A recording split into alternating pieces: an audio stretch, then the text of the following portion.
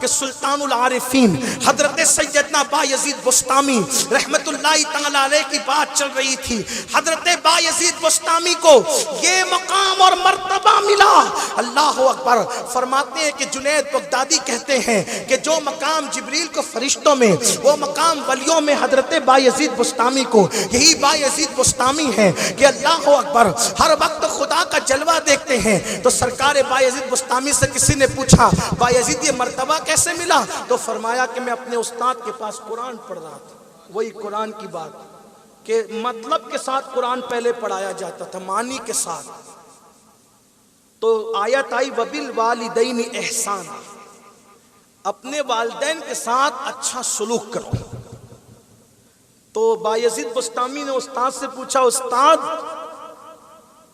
माँ बाप के साथ अच्छा सलूक करने का मतलब क्या? कहा बेटा उनकी खुशी में अपनी खुशी सब कुर्बान कर दो।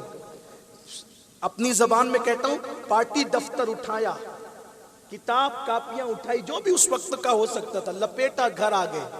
अम्मी आपकी खुशी में मेरी खुशी, क्योंकि वबिल वालिदैन एहसाना सुनकर आए। माँ ने कहा बेटा